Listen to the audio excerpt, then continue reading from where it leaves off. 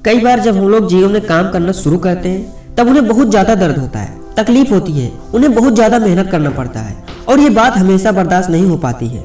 उनका शरीर जवाब दे देता है और उस काम को छोड़कर किसी और तरकीब से सफल होने का प्रयास करते रहते हैं। लेकिन याद रखिएगा, इस प्रकार से कोई भी व्यक्ति जीवन में सफल नहीं हो पाता है। याद रखिएगा कि सफलता का मार्ग मेहनत, दर्द और तकलीफ से होकर गुजरेगा और यह आपको सहना ही होगा, तो इसके लिए आप हमेशा तैयार रहिए। तो चलिए इस बात को एक कहानी के माध्यम से समझाते हैं। एक बार एक मूर्तिकार अपनी छेनी और हथौड़ी से एक पत्थर को भगवान की मूर्ति का आकार देने का प्रयास कर रहा था।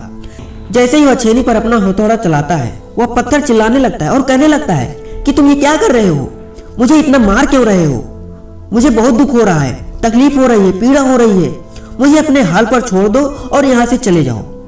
मूर्तिकार ने उस पत्थर से कहा, मुझे बहुत अच्छे से पता है कि तुम्हें बहुत ज्यादा दर्द हो रहा है, तकलीफ हो रही है और तुम बहुत ज्यादा पीड़ा में भी हो, लेकिन आज तुमने इस दर्द को नहीं सहा, इस तकलीफ को नहीं सहा, तो जीवन भर तुम यही इसी प्रकार से पड़े रहोगे। मुझे पता है कि तुम्हें आगे बढ़ने की अपार संभावना है, तुम एक बहुत अच्छे पत्थर हो, लेकिन यदि तुम इसी प्रकार से रहोगे तो कभी आगे नहीं बढ़ पाओगे। इतना कहकर मूर्तिकार औजार उठाए ही थे कि पत्थर फिर से चिल्लाने लगा, गिड़गिड़ाने लगा, विनती करने लगा कि मुझे अपने हाल पर छोड़ दो। मुझे पता है कि जीवन के लिए कौन सी चीज सही है और कौन सी चीज गलत है। मुझे बहुत ज्यादा दर्द हो रहा है, अब मैं इस तकलीफ को बहुत ज्यादा नहीं सह सकता हूँ। जिस हाल में हूँ मुझे उस हाल में छोड़कर तुम यहाँ से चले जाओ। उस मूर्तिकार ने फिर से उस पत्थर को समझाने की कोशिश की, ज्यादा अधीर मत बनो, अपने सब्र को बनाए रखो, थोड़ी देर और दर्द को सहो। अगर यदि तुम दर्द को सह लिया तो मैं भगवान की मूर्ति के रूप में तुम्हारी स्थापना करवाऊंगा और फिर दूर दूर से लोग तुम्हारी पूजा करने के लिए लोग आएंगे और पंडित और लोग तुम्हारी सेवा करेंगे। लेकिन पत्थर ने उस मूर्तिकार की एक भी बात नहीं मानी। वह चिल्लाता रहा और अपनी बात पर अड़ा रहा।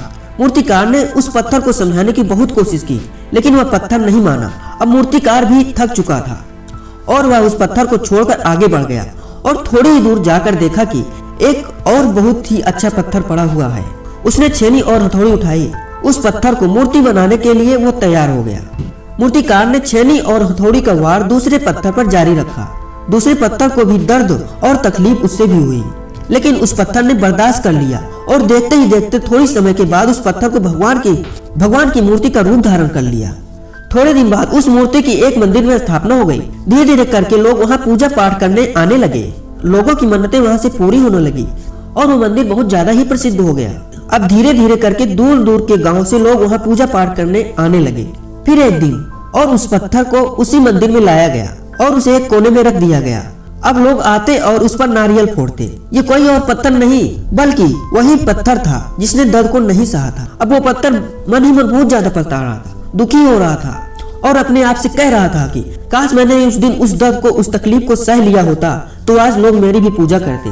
इसलिए आप भी अपने जीवन में हमेशा याद रखिएगा, जब भी आपने करियर की शुरुआत किसी काम को कर रहे हो, पढ़ाई कर रहे हो या कोई भी काम कर रहे हो और उसमें आपको दर्द हो रहा है, तकलीफ हो रही है, ज्यादा मेहनत करना पड़ रहा है, तो आप रुकिएगा मत, किसी और रास्ते की शुरुआत मत करिएगा, क्योंकि कोई और रास्ता आपको सफलता नहीं दिला सकती। आपको उस दर्द को, तकलीफ को सहना ही होगा और उस दर्द को, तकलीफ को सहकर आप मजबूत बनेंगे और तभी आप अपने जीवन में आगे बढ़ पाएंगे। और जीवन में हमेशा याद रखिएगा कि आपको पहले पत्थर की तरह नहीं बल्कि दूसरे पत्थर की तरह बनना है। यदि ये कहानी आपको पसंद आई हो और इससे कोई सीख मिली हो तो अपने दोस्तों और अन्य लोगों के साथ शेयर जरूर करिएगा। तो दोस्तों, मिलते हैं ऐसे मोटिवेशन कहानियों के साथ। जय हिंद, वंदे मातरम।